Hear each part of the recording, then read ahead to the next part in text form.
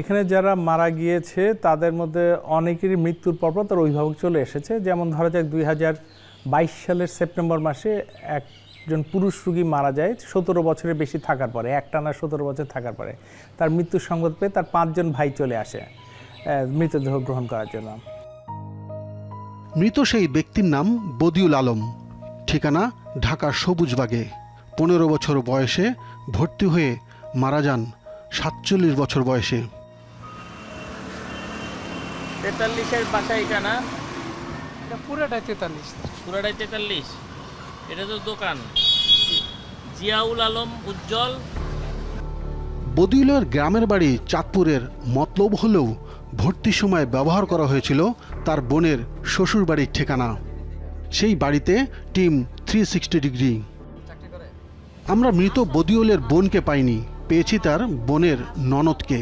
উনি তো ক্লাস 7-এ থাকতে অসুস্থ হয়েছে, তখন ওনারা ঢাকা থাকতো না, মানে ওইভাবে ওনাদের ঠিকানা হয়নি। তো আমার ভাইয়ের রেফারেন্স দিয়ে আমাদের, এটা তো আমার পৈতৃক বাড়ি, আমরা এখানে 1950 সন থেকে থাকি। উনি ছিল তখন আপনার টিএনএ ছিল, ফেন্সুগঞ্জ ছিল। তো ওনাদের যেহেতু ঢাকায় ঠিকানা ছিল না, তো স্থায়ী ঠিকানা ছিল না, বা পাবনা ওদের ভর্তি নিতে ছিল না, উনি যেহেতু থানা নির্বাহী কর্মকর্তা বা এরকম ছিল, ওনার রেফারেন্স দিয়ে ভর্তি করাইছে, এই জন্য আমাদের ঠিকানাটা ওনারা ইউজ করছে। এবার আমরা বদিউলের আপন ভাই জিয়াউল আলম উজ্জ্বলের মুখোমুখি। বদিউল আলম কি হয় আপনার? আচ্ছা, উনি? হ্যাঁ হ্যাঁ, আমার ভাই। ভাই? হ্যাঁ। তো উনি তো মারা গেছেন? জি জি। তো মারা যাওয়ার পরে আপনারা ওনাকে নিতে গেছিলেন? হ্যাঁ। আগে যান নাই কেন? আগে যাইনি, আছে সে তো অসুস্থ ছিল। হাসপাতাল কর্তৃপক্ষের দাবি হচ্ছে যে তারা সুস্থ করে তুলেছে, মানসিকভাবে উনি সুস্থ ছিলেন। উনি যখন সুস্থ হয়েছেন তখন আর ওনাকে আনতে যান নাই? না, মানে ওনারা তো সবসময়, আমরা তো জানি যে এর আগেও কয়েকবার ছিল, 5-6 বছর থেকে আসছে ওই একই সিমটম, মানে কত 2-4 মাস 2-1 মাস ভালো থাকতেছে, আবার ওই যে একটু টেনশন থাকে, যে সে খুব মেরিটোরিয়াস স্টুডেন্ট ছিল, আপনার 5 স্কলারশিপ পেয়েছিল ট্যালেন্ট পুলে।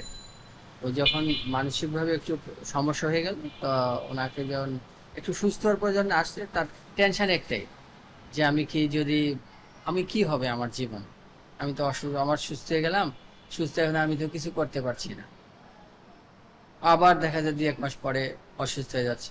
আপনার কি মনে হয় না জিনিসটা অমানবিক ছিল? হ্যাঁ, অবশ্যই এটা অমানবিক ছিল। আমরা আসলে কি বলবো, সবাই তো ফ্যামিলি, তো আসলে আমরা তো সবাই বিয়ে হয়ে গেছে, যার যার আলাদা সংসার আছে, সবারই একটু ছিল আর কি। খুব খারাপ লাগছে আমার, কারণ আমার ভাই তো, কিন্তু পরিবেশ পরিস্থিতির কারণে দিয়ে আসতে বাধ্য হয়েছে। বদিউলকে বেশ কয়েকবার স্বজনদের কাছে নিয়ে এসেছিল হাসপাতাল কর্তৃপক্ষ, কিন্তু বারবার ফিরিয়ে দেওয়া হয় তাকে। ভাই তো বলছে যে নিয়ে ওর একটু বিয়ে টিয়ে দিয়ে দিলে বউ দায়িত্ব নিতে পারে, যে একটু ওর তো সম্পদ আছে, ওর একটা সম্পদ আছে না ওয়ারিশ হিসেবে। তো আমার বড় ভাই বলছে যে সম্পদটা দিয়ে মেয়েকে যদি প্রলোভন দেখায়ও যদি বিয়ে দেওয়া হয়, একটু গ্রামের বাড়িতে বা অর্থ কম, সে দায়িত্ব নেক, তারপরেও আপনারা তারা রিসিভ করেন।